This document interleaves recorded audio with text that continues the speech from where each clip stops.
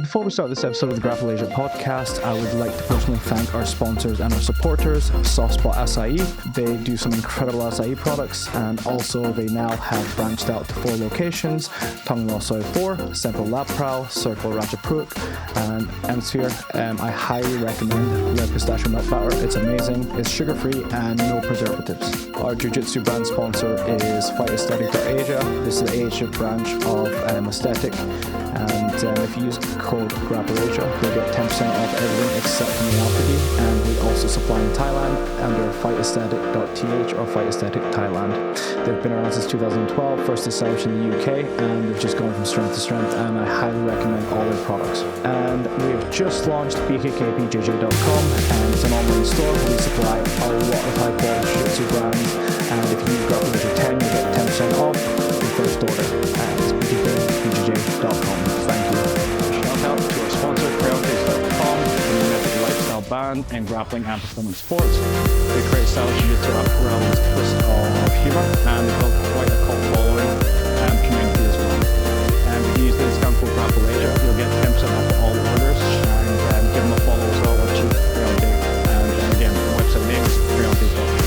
So my guest today is Haris Matsakas. If I pronounce it wrong, I apologize. He is Greek in origin and nationality, and he's a strength coach and one of the owners of BTC, or Bangkok Training Center in Bangkok, which is a really nice gym actually. So obviously we'll plug everything in the description. We'll add the links, everything like that later on. So Haris, thanks for coming on. Thank you for having me. Yeah. So for those who don't know, who are you? How did your journey lead from, let's say, living in Greece to becoming a gym owner and a coach in Bangkok? Yeah. So it all started a little bit less than 10 years ago. Mm-hmm. I came here like as everyone, just for holiday, with my friends, just messing about. I really like the place. I kept going back and forth. Yeah. Every winter or late summer or whatever. And then at some point I'm like, okay, I can make something here. So the thing is, the thing that I saw different here than Greece, I was really into fitness industry before, but all full time. Yeah. Because again, the fitness industry back in Greece and generally Europe is a little bit different. Yeah. So I saw that here had a lot more potential. Yeah. A lot more potential. I think it's like that all over Asia compared to Europe. Yeah. So that made me stay. I stayed first as a freelance coach, so freelancing, PT, whatever. And then slowly we started the BTC project about a couple years ago, about 2 years ago. Yeah. Okay. So how did you get into fitness, and when did it start? How old were you when you started getting into fitness, or let's say powerlifting? So I started, I was in sports ever since I was a kid. Yeah. I actually started with martial arts first. My dad started me with that. I was studying Taekwondo at first.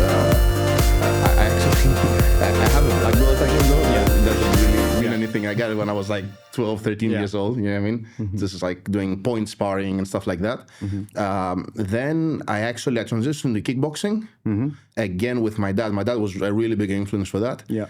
So I actually started lifting weights because I was injured from kickboxing. Right. I injured my shoulder, mm-hmm. and then I started doing a little bit more weights to recover and just take some time off out of it. Yeah. And I was like, I really like this, I like the feeling, I like that. So I kept doing it. That was about right when I finished school. Okay. Yeah, I was 18 at the time, something like that. So that's when it first started. When I started getting a little bit more serious with coaching was around my early to mid 20s. Okay. I'm 34 right now. Yeah. Okay. So so you started lifting roughly around 18 time, and then you started mid early 20s. You started thinking, okay, I'm going to take this seriously. Yes. What were you doing during that period between 18 to 24? And what was the impetus for actually making that decision to go full-time as a coach? So what I was doing, I was actually into hospitality. Mm-hmm. I was working as a cook. I had a 5-6 years cook experience. So that was my main thing. Mm-hmm. But I always had a passion of working out. I always liked lifting weights. I was always into nutrition. And because of my profession at the time, I was there was food everywhere. I was trying to conceptualize everything based on fitness and based on nutrition, based on that. And when I had an opportunity to do that full time, I started slowly. First, I did my diploma. I did another degree while I was working. Okay. And then when I got the opportunity to do that full time, and I could finally make some money to do that full time, I'm like, that's where we at. Okay. So in terms of fitness, strength training, etc., have you ever done anything competitively? Yes, I've competed in. As I told you before, when I was younger, I was competing in Taekwondo. Then I competed in powerlifting. Okay. And then just like Jiu-Jitsu the last few months. Yeah. With powerlifting competition, for those that don't know, can you explain what it is and how you compete in it? So powerlifting, first of all, it's based on 3 lifts. Yeah. It's the bench, the deadlift, and the squat. And in terms of competition, you have 3 attempts on each. And what matters for your final result is a sum of the amount of kilos of the 3 lifts, right? So it's called a total. So the one with the biggest total goes on, wins the weight class, the absolute, whatever there is. It's quite interesting, actually. There's a couple of like high-level powerlifting people around. Let's say, I'm quarter Scottish, so there's a guy called Mark McQueen. Shout out to Mark McQueen, because we had a nogi coach that used to teach here called Jack Brown, and he was Mark McQueen's coach. But Mark himself is a powerlifting coach, and I think he's got the biggest powerlifting total in Scotland, or maybe the UK. Okay. But after he retired, or after he stopped competitively powerlifting, he's now a 2-time ADCC European Trials champion. And he's competed in ADCC, and he'll be competing in the next ADCC. Obviously, the accent's kind of like, for some people, it's difficult to understand when they're talking like especially Glaswegian. Yeah. But it's interesting that people that perform at a high level in, let's say, anything competitively, it just seems to translate over to other things that they do, whether it's competitive sports, whether it's business. How do you find transitioning from doing powerlifting to doing jiu-jitsu? It felt really natural, and I can find a lot of similarities between the two. And based on what we were talking about before, it's more of a mentality, like if you have this mentality of like competing, of like doing something, wanting to just better yourself, that way you're going to do it in every aspect of your life. Yeah. So specifically about powerlifting and jiu-jitsu, I feel a lot of... I see a lot of similarities, mostly in the sense of like effort, if that makes sense. Yeah. You just like, I like that feeling that you go like full out. You go like, you just give everything you have. You just, and this feeling that you just really put it out there and you try your best. I don't know if that makes sense. Yeah, completely makes sense. Yeah. Okay. So my next question is, how did you end up coming to know what jiu-jitsu was, and how did you start? Well, basically it started from my really good friend Achilles. Yeah, mutual friend of ours. Yeah. So he kept telling me for a very long time, for like years, that I should give it a try. So at some point, I was in between of competing in powerlifting. I had some like lurking injuries and that. So I'm like, okay, just give it a try. So I wasn't really full into it yet. I was like, okay, let's do some PTs, like just some... he just told me just wear a shirt and a pair of shorts and we'll do some nogi together. And in the beginning, again, I didn't take it as seriously. We were doing like, maybe that was about a year ago. Yeah. We're doing like once or twice a week, every other week. Achilles is a really busy man too, extremely busy. Yeah, exactly. And I was more so too at that time. So, and again, I didn't take it as seriously. So, and that's when I started being more into it, was when I started coming to classes. That was like earlier this year, around like mid-February or something. So that completely changed everything, like how I interacted with other people, like, like sparring and all of that. That was a completely different thing. It was actually a really interesting interview I heard. Renzo Gracie. So obviously he's one of the Gracie families. He owns Renzo Gracie in New York, and he's got a lot of affiliates. And he was discussing with one of the biggest issues when it comes to onboarding people into jiu-jitsu.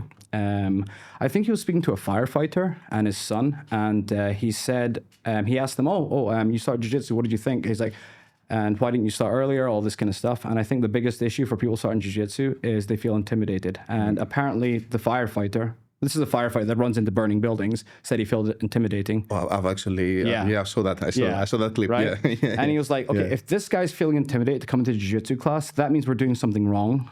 We need to make sure everyone feels safe coming into the jiu-jitsu class. Yeah. And that's actually why, not what he said, but years ago I was thinking, okay, we need to bring them more. The lifeblood of a gym is usually beginners and blue belts. Yeah. They always are. So how do we bring how do we bring them in? Okay, beginners program. We started with every Saturday, a 4-week kind of crash course, and then kind of filter everyone into the remaining classes. Then once I realized, okay, this is actually quite good, I decided to just make a more comprehensive fundamentals program. And that's what Bank and Nan are currently doing at our gym, Arete. So when you started joining the group classes, how did you feel? And why do you think you started enjoying jiu-jitsu more than doing one-to-ones? So when I started doing group classes, like the first ever group class I went, it was yours. It was really? a nogi. Yeah, actually. Yeah.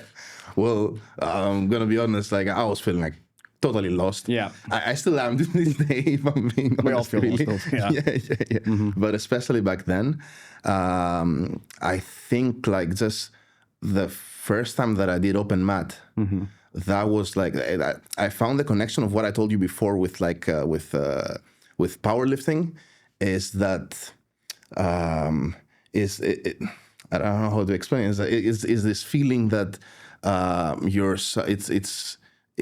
it's do or die, you know, like you're stuck under someone and you're just like your first instinct is to give up. Yeah. You know, it's the same thing as you're stuck under a really big weight. The first instinct is that you just go down, but you have to get up, you have to get out, you have to do that, you have to push yourself to overcome this, you know. And so I found this in jiu-jitsu. And I'm like, okay, that's really interesting. Like that's what I'm looking for all the time, you know, like just telling myself like that and that kind of feeling. Okay. And because you like competing, you actually started competing a little bit in jiu-jitsu recently. Yeah, that's right. So when was the first competition? How did you feel you performed? And so let's go with that first. Yeah, so first competition was earlier this year, the Siam Cup. Yep, that's right. Which I did both gi and no gi. So my first match was with the gi, and it was the weirdest thing. Because like when I first stepped into the mat, I completely forgot anything that I learned in jiu-jitsu. Like everything went straight out the window. I swear, I was just froze there, like with my grips and that. And I was like, okay, I take the guy down, I stay on top. That's it. I was just pushing and pushing and pushing like that. That's it. I had no technique in my mind, no game plan, nothing. Nothing. Yeah. So that was real. Then the more matches I had that day, the more comfortable you felt. Exactly. The more comfortable, the more I could have like some sort of strategy. Like, okay, start with this. I have this. This is the alternative, etc., etc. Yeah. So I really see the way you explain this is very interesting because I'll be honest. When I started competing, I went to 3 different competitions and I lost them all in the first round. And obviously, like you're saying, the first round everything went out the window. Yeah. So how you compete versus how you train is completely different. So obviously trying to bring how you train into how you compete is very important. But obviously the speed, intensity is completely different. And what I found with competition as well is I've always been the same. I'll usually go like a berserker and it's do or die for me. I'll either win spectacularly or I'll lose horribly. And that's kind of how I competed basically. Which in terms of gi and no-gi, which do you prefer personally? Well, no-gi so far, to be honest. Yeah, okay. No it might change. I don't know. I'm like brand new to this, but so far, it's no-gi. I find it a little bit easier and a little bit more interesting for me. Yeah, you know. So with the first competition, how many matches did you have, and how many did you win? How many did you lose? So I had 1, 2, 3, 4 matches. I won 3. I lost 1. Yes. Okay. Yeah. And the one you lost was in nogi or gi? Nogi. Yes. Okay. Yes. So with as you progressively competed throughout the day, it is a long day and it can be quite tiring and stuff like that. Is there anything that you thought I could have done better? Number one, and is there anything you thought that you congratulate yourself on? Well, there's a lot of things that I could have done better, for sure. Okay. Something that I will congratulate myself for, it was probably at the very last match of the no-gi. It was the only match of the day when I had like a much more clear plan Yes. of what I'm about to do. Okay. You know, it's not just stand up and like, oh, what he's going to do, what I'm going to do. Like, okay, I'm going to do my thing. He's going to respond a certain type of way, and we're just going to roll with it, and then this, and then this, and then this. It was much more clear by the fourth match of the day. Yeah. Mm-hmm. It's interesting. Just competing in general, putting yourself under that pressure. I think the more you do it, you actually accelerate your skill acquisition as you go along. Because you training versus you competing, I think it's. I hate to put the parallels, obviously, because Dragon Ball is really popular around the world now. But obviously, that hyperbaric time chamber, right? So I think with like training sessions, you can go on autopilot sometimes, or sometimes you're not present, you're not consciously thinking about it. But when it comes to competing, you have to. And then obviously it's a different intensity. So I feel like your growth accelerates a lot more during competition. And one thing I always learned was you learn more from your losses than you do with your wins. Maybe some people are different. Personally, that's what I found. I don't remember my wins ever. I'll always remember my losses. So what would you say you would have done differently if let's say you managed to go back in time and do your first competition again? What do you think you would have done different? This can be how you trained, or let's say your nutrition, or how you cut weight, or even like how you lifted, for example. Is there anything you would have done differently? So in terms of my prep, I would have done differently. I would have do a little bit better on stress management. Okay. You know, because I kind of like overtrained myself right before the competition. I was going like super hard. And by about 10 days out, I was feeling like crap, really. That's when people end up getting really bad skin infections or injuries as well. Yeah. Oh, that happened when I signed up for my second competition, actually. And I missed it because of that, you know? Yeah. And probably that, which was much better in my last competition, to be honest. Yeah. Like I took I got kind of sick, whatever, but I took like a whole week off, and it felt much better. Yeah. It felt much better, almost a week. Yeah. Do you think prepping for a powerlifting competition versus prepping for jiu-jitsu competition, what would you say are similarities, and what would you say are big differences? They're more similar than they are different, to be honest. Yeah, especially from about what I said before, like about like stress management. Sorry. The deload phase in a powerlifting competition, which you do again like a week out, 10 days out, is really, really important. And especially when you're cutting weight, how you deal with that, you know, because you're lifting less, you're losing weight, you're weaker, and then you're called to like overperform in the competition day. So it bears the same challenges. Yeah. Although for me, I never had to cut weight for jiu-jitsu so far. Like I've been always doing like the highest weight class, so I never had that aspect. Yeah. Which I did in powerlifting in some extent. I was never doing like really big weight cuts, like not more than 5 kilos or so. Yeah. Good. Yeah. So when it comes to cutting weight, this is actually an interesting topic, because I think nowadays, especially with fighting, MMA, for example, everyone's kind of like starting to get a little bit better when it comes to cutting weight. There's some regulation in place for like hydration, let's say. I mean, there is ways to game the system, for example, but the whole cutting weight thing, I think, comes from professional combat sports like boxing and wrestling, for example. So it's a very common practice. I don't know if you know who Dan Gable is, but he's one of the best wrestlers of all time, basically. And American wrestling, I don't know if you've ever studied different styles of like wrestling, for example. Obviously, there's different types of competitive wrestling, but rules are going to dictate behavior. And Americans have always been like go hard or go home, and they just keep training hard. And at some point, Dan Gable actually had to get a double hip replacement surgery because of how hard he trained. When you actually listen to him, and he says, "What's the biggest mistake, or what's one of the things that you wish you knew then?" It was apparently during the training sessions, you weren't allowed to drink water.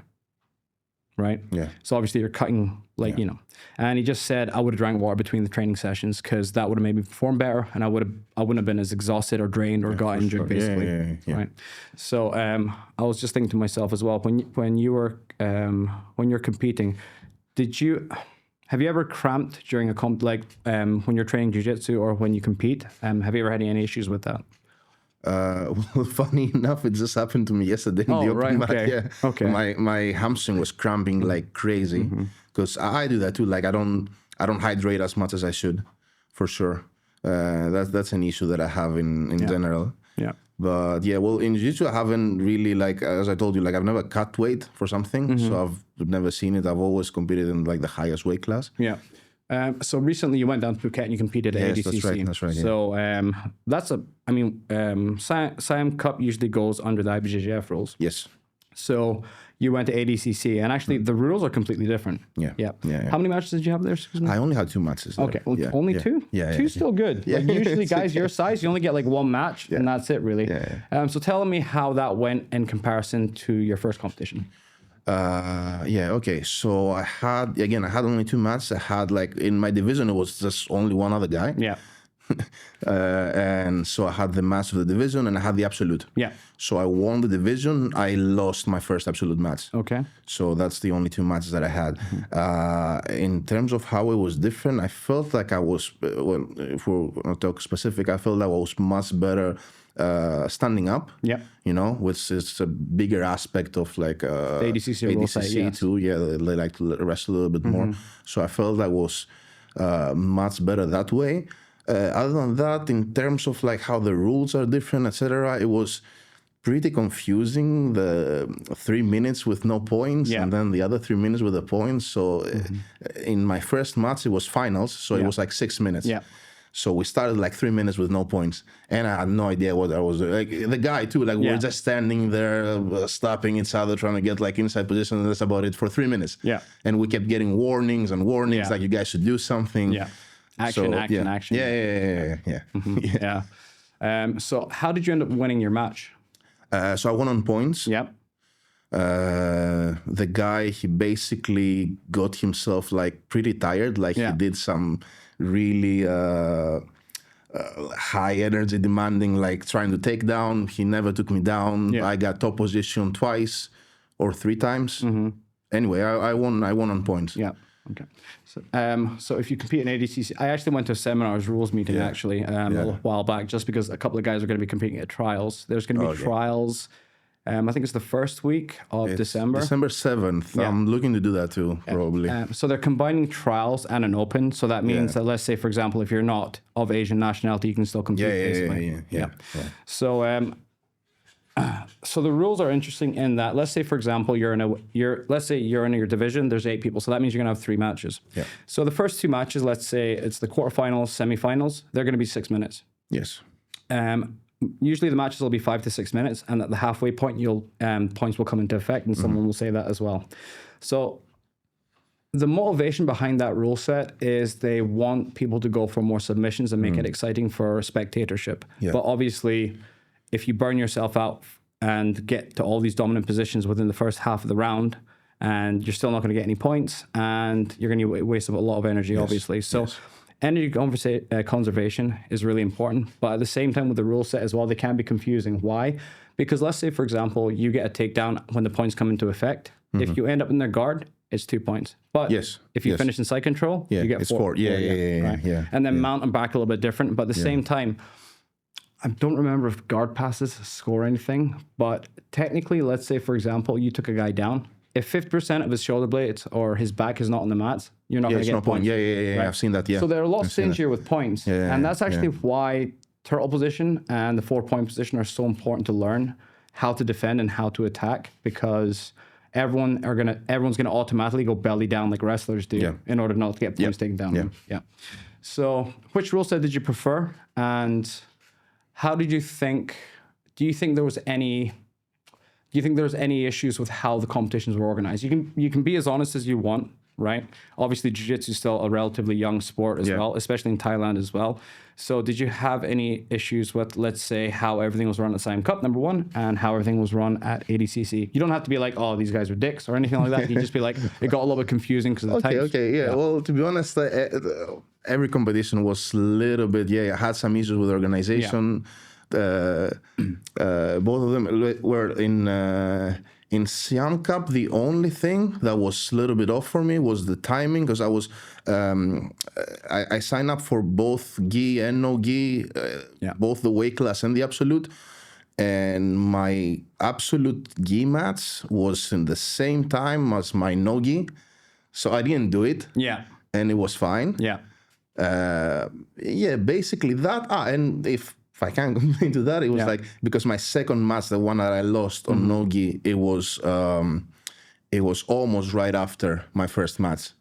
So, and my endurance is pretty bad, you know, like I really need to work on that. Yeah. So that's one of the factors that I lost the match. And then on the ADCC, well, usual things, you know, like the timing, you know, what time they start, what time is this, like they change the mats at some point, you know, these sorts of things. Like I think they happen everywhere. And I've heard way worse, way worse. And interesting, when it comes to scheduling and like sometimes there are conflicts and stuff like that in terms of like you've entered into different divisions. Yes. Unfortunately, each mat are going to finish and start at different timings. Obviously, there is going to be a bit of a little bit of a clash of scheduling. We've made that mistake as well before, like with the kids divisions, with the adult divisions, with the nogi divisions. Unfortunately, you cannot like basically if I think everyone now uses something called SmoothCom. It's like a competition system, right? Yes. So so basically you're trying to put the divisions on the relevant mats, but the biggest issue is obviously the time. They give you an estimated time that the mats are going to finish and what time the competition is going to finish. But this is based off of if each match goes the full length of the time domain. Yes. So obviously if like one mat number one that you're supposed to be competing at, like there's all submissions, obviously the matches are going to start a lot faster as well. Yeah, and then it affects the other one, and it goes like a... And at the same time, you're competing and you're nervous as well. I mean, I don't care what anybody says. You're always going to be nervous with competition. Yeah, absolutely. So you mentioned endurance. So let's say you're going to start competing your next competition. What would you do different to build up your endurance more? I'm thinking like something... I'll try to do like longer rounds, which is more specific to ADCC, right? So 6 minutes if I can, you know, like just right before the clock of the 5 minute, every time. Back-to-back rounds, you know, always helps. And then trying to work a little bit on my mobility, which I already started, in order to be more efficient, in order to just like preserve some energy. You know, I think that would help a lot, you know, like the more mobile you are, you know that much better than me because you're much more mobile. So the more mobile you are, the more efficient you can be, so the less energy you spend on your movements, right? So I'm trying to work on this. So in terms of like before you start jiu-jitsu, obviously you're a strength coach, you work with clients and you do your own lifting and, you know, you have your own personal goals. Obviously with jiu-jitsu, your goals are going to have to change a little bit to how you normally train. So what do you think were the biggest changes between what your normal training schedule between Monday to Sunday is compared to now that you do jiu-jitsu? Well, now it's centered around jiu-jitsu.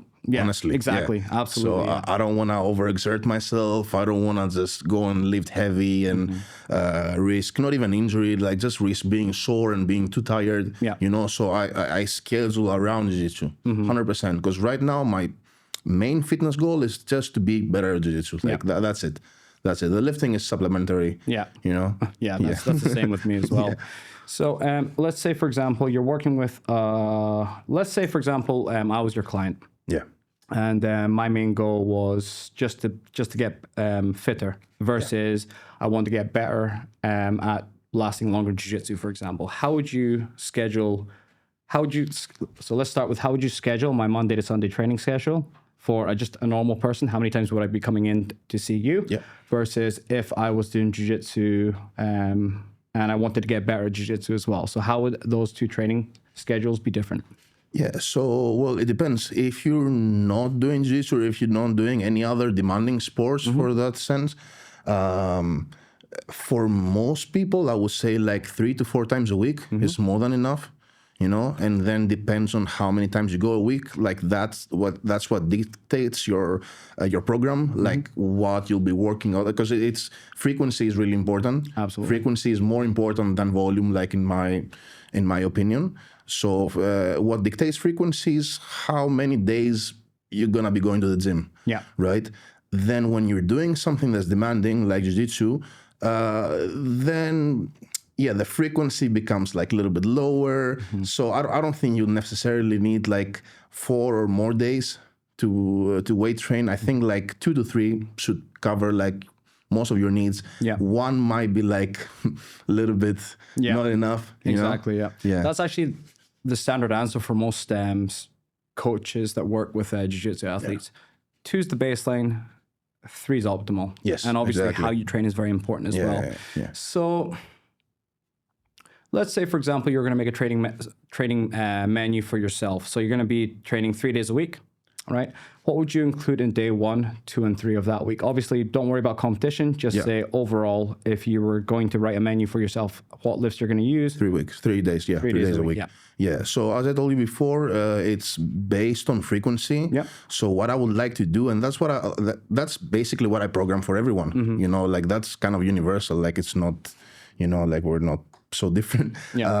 So what I would do in the 3 days, I would do like 1 day lower body, 1 day upper body, and 1 day full body. Because again, you want to have like frequency. You want to do like some lower body movements twice a week. You want to do like certain upper body movements twice a week. Good answer. That's pretty similar to me as well. Yeah. That's good. Is there any lifts that you wouldn't, let's say you wouldn't recommend for people doing jiu-jitsu, or let's say in terms of like how much you lift, for example? Is there something you wouldn't recommend? Like, let's say I wouldn't do this exercise and I wouldn't lift this of your body weight. So the thing is, I would not do anything like really powerlifting specific, for example, like squats, 100%. Like low bar squats, powerlifting style with like heavy singles and doubles and all of that. I don't really see the point, you know, it doesn't really, it's a lot of fatigue for not much of result. Like it just makes you better at lifting heavy weights. It doesn't really transfer to something else so much. Okay, so let's say in terms of percentage of RPM, for example, how high would you go? For 1 RM. RM. So what range would you be like? What percentage of like exertion would you be trying to do? Well, it depends. It depends on what you want to work on that time. So your schedule, you want it to be like around like it cycles really. So you're gonna have some cycle that it's a little bit lower effort. You're gonna have something that's like a little bit higher effort. I wouldn't really mess with like 1 RM so much. You know, I would mostly do something like same way as I'm training now. Like I would mostly base it on a more bodybuilding perspective. Like I would use RER, so like reps in reverse. So it means how much more you have left rather than just like trying to increase your 1 RM. So anything from up to like 3 reps in reserve, I think will be fine, you know. And again, it depends on the movement, right? It depends on the movement, because I mean, like going 3 reps in reserve on squats and going like 3 reps in reserve on like bicep curls. It's a whole different. It's a whole different thing. You can go like no reps in reverse on bicep curls, and the next day you'll be fine. You do that for squats, you're not gonna be able to walk for a week. Absolutely. So it's exercise specific. It depends, and I would mostly focus on like intensity rather than just like pure strength 1 RM. Good answer.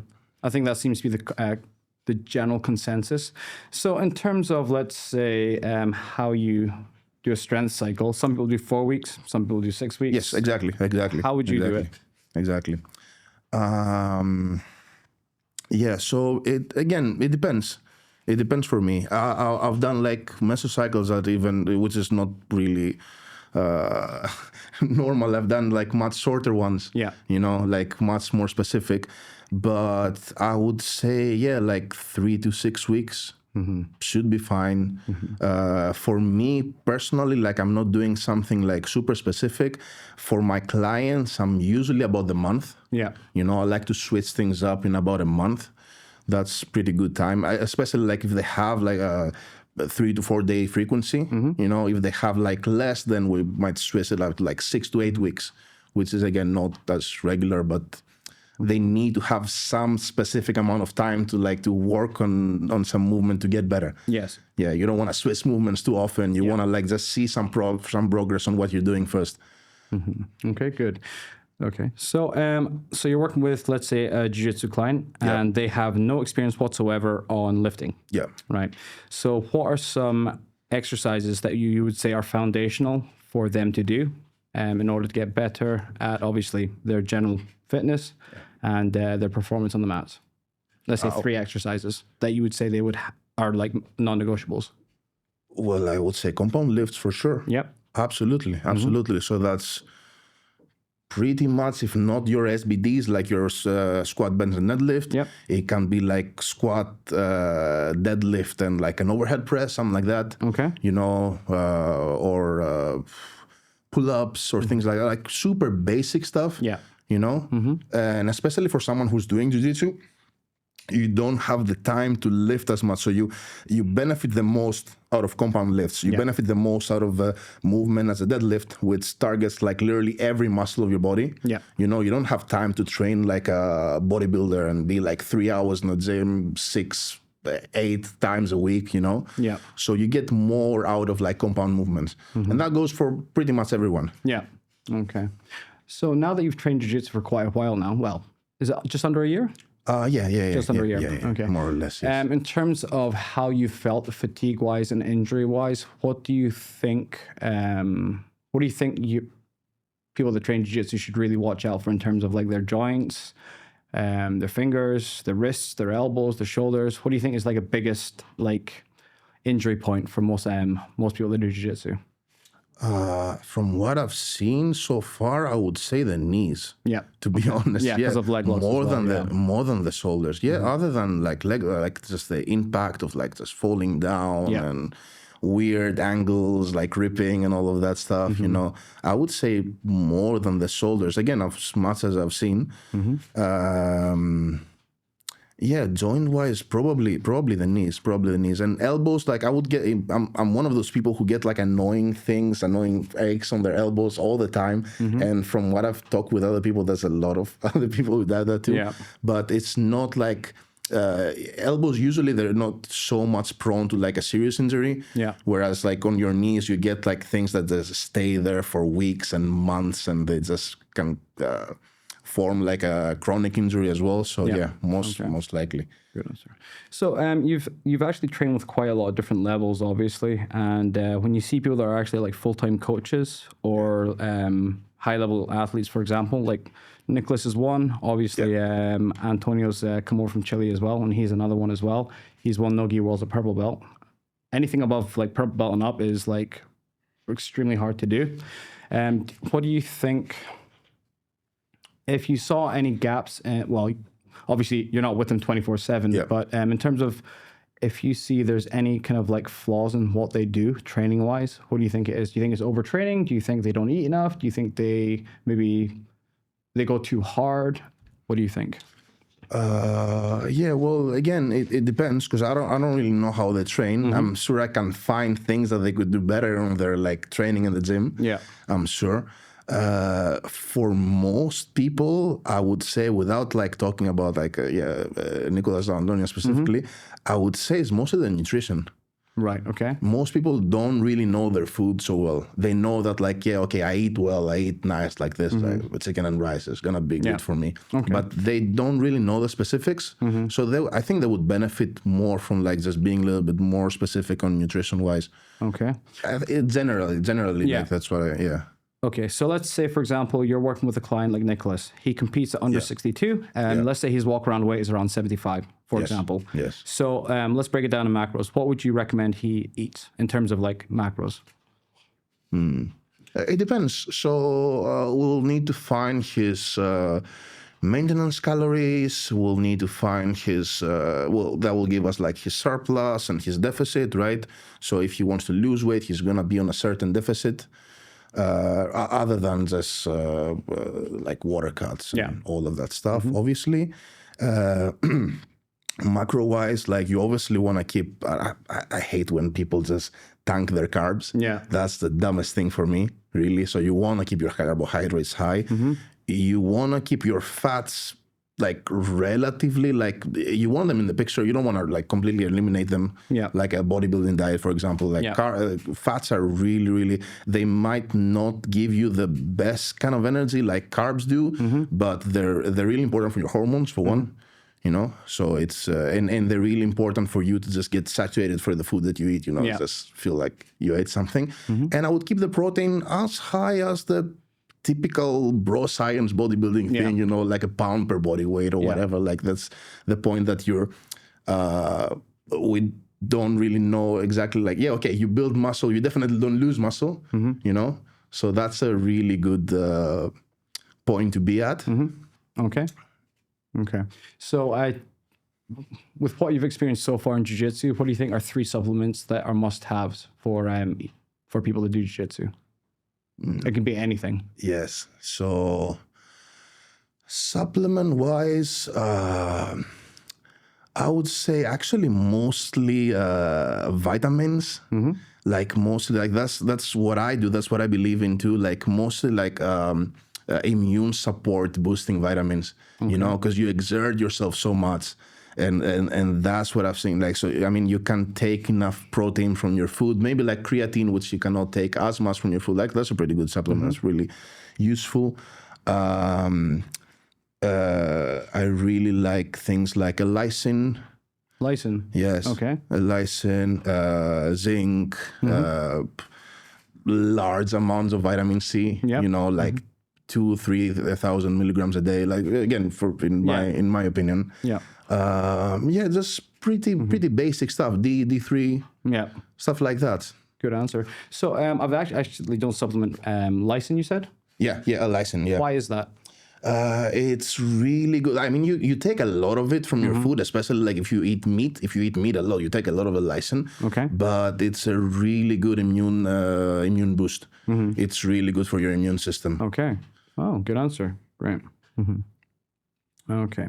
So in terms of skill acquisition, obviously with jiu-jitsu, the goal of training is obviously skill acquisition. So you perform better on the mats, basically, or on the competition mats as well.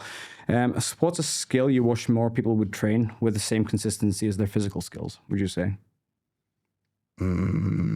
Can you so let's say, for example, training modalities, for example, like you've done jiu-jitsu for roughly a year, and obviously with, you know how to give people the physical skills and how to people to reach their goals. In terms of like training to get better at jiu-jitsu, for example, what do you think is one way people can train to get better or like raise their skill level higher? In jiu-jitsu specifically? Yes, I would say so, yeah. Just because obviously, I think coaching for strength and conditioning is way more advanced because obviously it's been around a lot longer. It's bigger client base as well, and jiu-jitsu is very niche as well. So like how you coach, for example, and like to try and get like really good results with clients, what do you think the way you do that would apply to jiu-jitsu? You mean how would coach? Okay. How would let's say a jiu-jitsu coach benefit from how a strength coach benefits? So like coaching cues, instruction, how you break down technique, for example, because obviously like when it comes to like teaching, like movement is very important, and we have to teach movement plus technique. So is there any kind of cues or the way that people explain things that people from like strength with a background in strength training could pass on to? I get it. I think it will be like concepts rather than like isolated techniques. And that's what I'm trying to do, like with in terms of, and I think like jiu-jitsu is much more complicated. Than strength training, much more complicated. But like if you can instill the idea of like concepts into people's mind, I feel that I'll learn better that way. You know. And that's how I try to teach my clients movements too. You know, so the concept of like. What we call like the pull, push, whatever, like to know what movement incorporates where. It's easier than just think of it as an isolated movement, like this is this. It's easier for someone to connect all of this. That's where I am still in jiu-jitsu. Like I'm trying to connect everything, you know. That's a good answer. Okay, so a reflective question for you. If you can go back and give advice to yourself as a coach, what would it be? So let's say from when you started thinking, okay, I can be a coach. And when you started, the mistakes that you made, the successes that you had, was there one single thing that could have made that starting position better? What would it have been? So if you can go back and speak to yourself back, let's say 10 years ago, what would you say to yourself? Focus on the people. Focus on the people. On the people. Okay. It's a people's thing. It's for the people. It's not about like how much you know. It's not about that. Just everyone can have like a certain. pretty much everyone has a knowledge to train someone who's a beginner. Yeah. Is knowing how to do it, like focus on the person specifically. You know, like just it's more of a people skill than anything. Yeah. Honestly. Good answer. I like it. Good answer. That's awesome. Yeah. Okay.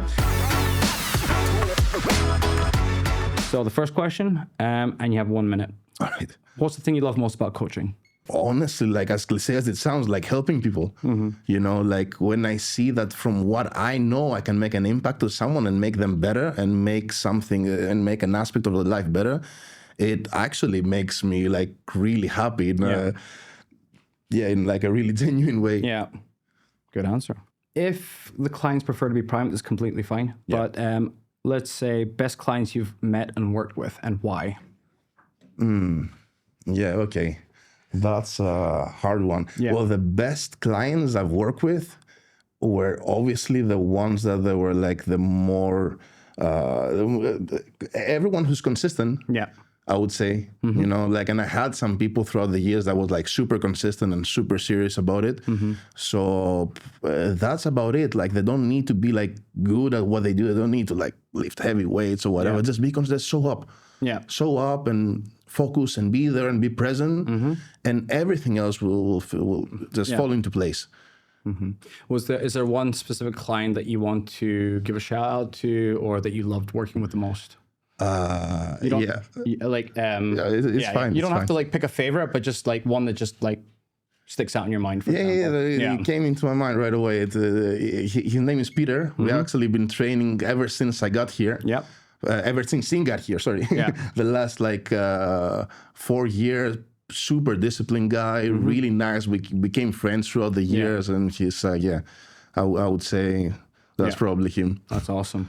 What do you think is, in terms of training, let's say jiu-jitsu, for example, what do you think is something negative about jiu-jitsu? Let's say, for example, the injuries, certain relationships that might be toxic. What's something negative you found in jiu-jitsu, or a negative that you've found in jiu-jitsu that you don't like too much? That's hard. I mean, like it's not that I like everything, but it's hard. It's hard to just put it in specific. Like, I would say, maybe like the injuries and like the skin infections. In my case, like I had tell me a really nasty skin infection, which it comes like out of nowhere. So things like that, like small things that can just push you back a lot. Yeah. Good answer.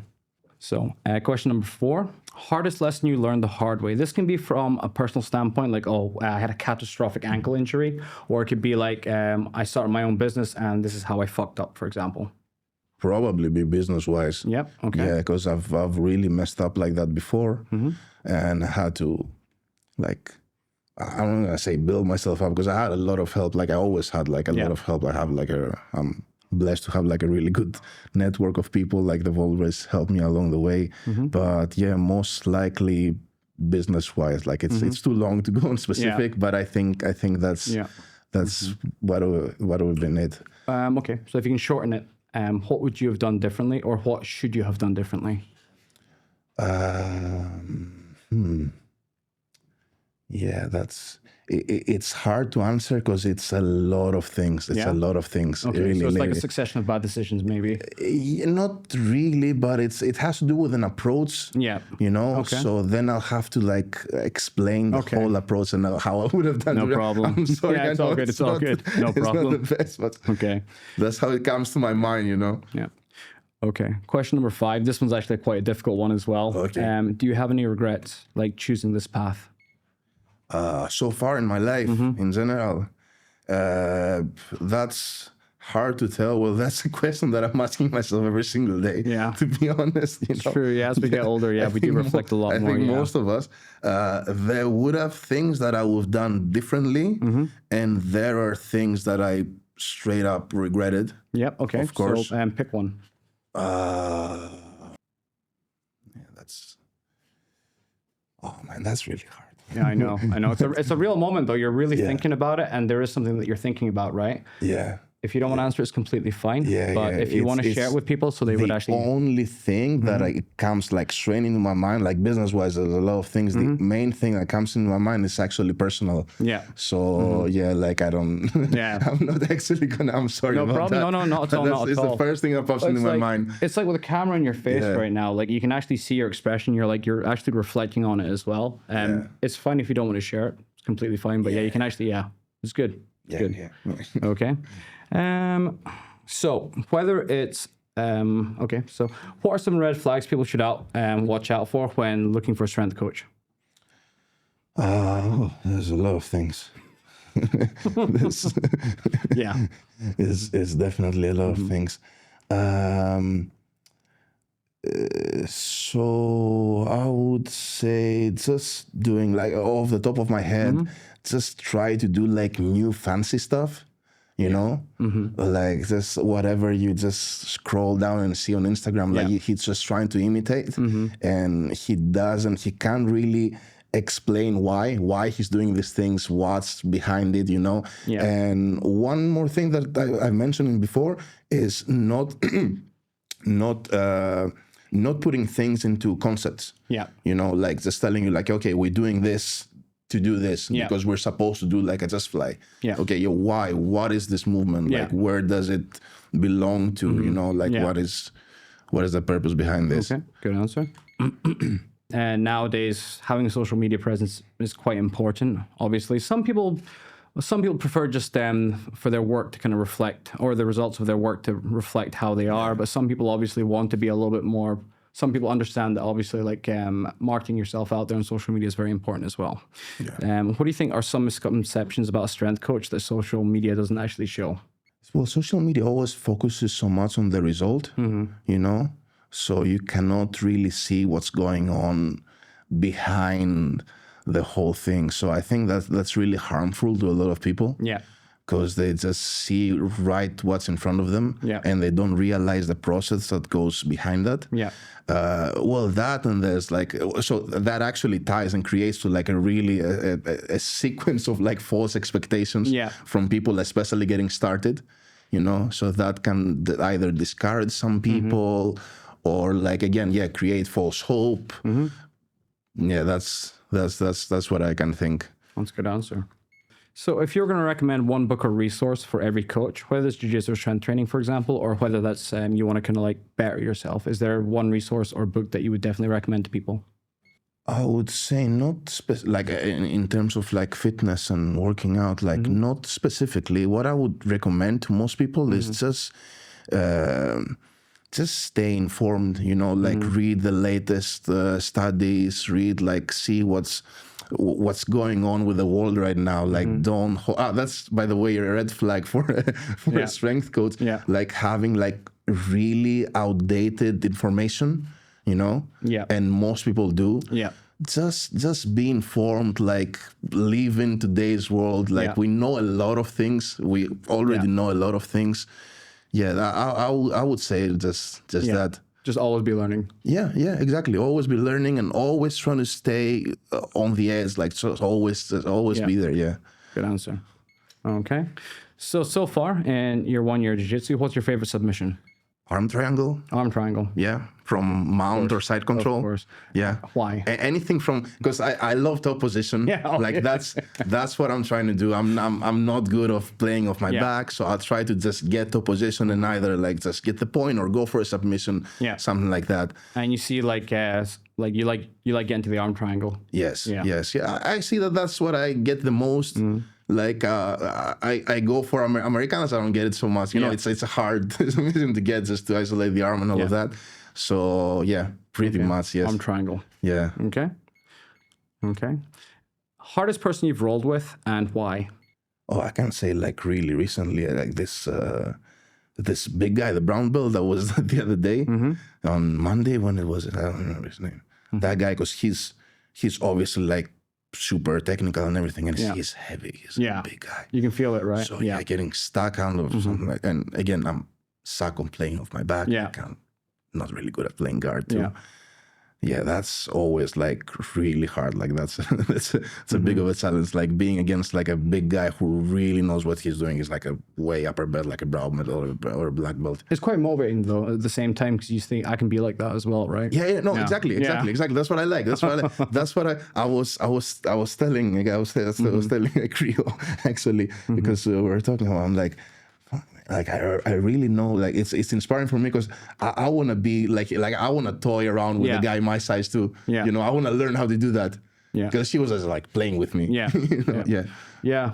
I think I've seen him compete as well actually. I think one of the things when you get better at jiu-jitsu as well, what you understand, especially no one wants to roll with a big guy if you're small, obviously. Yeah. But some people are safe to roll with. I'd say one of the biggest advice I could give anybody that's big and gets avoided eye contact with when it comes to rolling and stuff like that is learn how to be a fun roll, I would say. Yes. That's really important, number one. And another thing I would say is the reason why that brown belt felt so heavy is because he knew how to distribute his weight on you. Yes, that's another absolutely. thing. Yeah, that's what I'm trying to learn too. That's what I'm trying to learn too. And I'm trying to be a good role for everyone, but still, I think it's easier for me to find someone who want to roll with me now because I'm a white belt. You know, so smaller guys they still wanna test themselves too. They wanna so they can go a little bit harder on me too, even though I'm a complete beginner. But you know, I'm trying to be like more easy to roll with people like I really am. I don't know if it works, but Okay. And my last question is, if you weren't doing coaching, what do you think you'd be doing? If I wasn't doing coaching, what I would,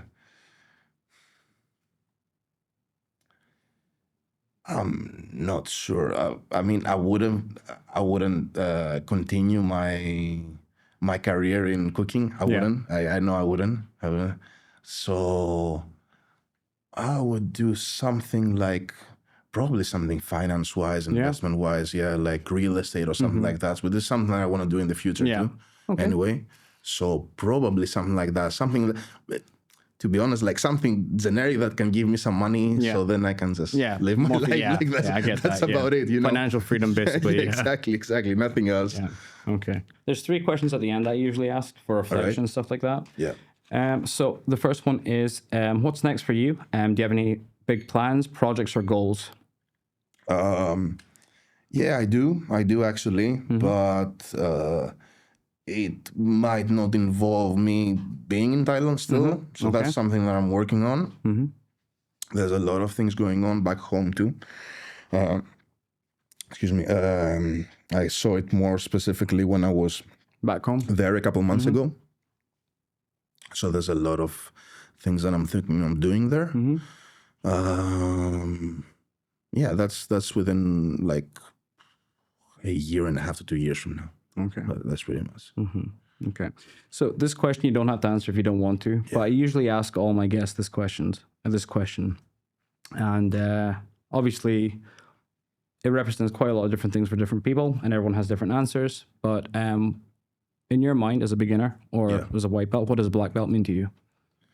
A black belt is, well, it's someone who says he's mastered. I mean, like it's, from how I see it, is until, I don't know if I'm probably wrong, but from how I see it, it's like until the black belt, you're just learning jiu-jitsu. After black belt, you just make it your own kind of, you know, like you just try to do your own thing, make your own stamp on it. Like you've already not learned what it is to learn, but you know, like you know jiu-jitsu and now you're doing your own thing. I don't know, maybe I'm wrong. That's what I'm. No, it's a good analogy. That's what I'm feeling. You know, it's a good analogy. Okay. My last question to you is, who would you like to thank? Well, in terms of like learning jiu-jitsu and getting into that, which I really love, like it's a whole new world for me, honestly. All of you guys in Arete, it's great. Like I don't want to just say that, but it's an amazing community, man. I had no idea. Yeah, you know, it's much different than the gym community, than the fitness community. It's so much different. Yeah. It's so much personal. There's so much more there's so much more love involvement. Like I like it a lot, really. Yeah. Well, you're simulating murder on a daily basis, so you end up getting to know it people. brings people together, you know. Like It really it's so nice. It's so nice. So yeah, all of you guys in Arete, obviously, were really good friend. Achilles, he got me into this. Obviously, his brother Alex as well. Sparky. Yeah. Sparky, the guy, he's done so much for me. Like, he always had time to just sit down with me and show me stuff, and super nice guy altogether, you know. Yeah. So yeah, in Jiu-Jitsu, that's it. Yeah. That's it. All right. Pretty much, yeah. Okay. Thank you very much. Thank you for having me.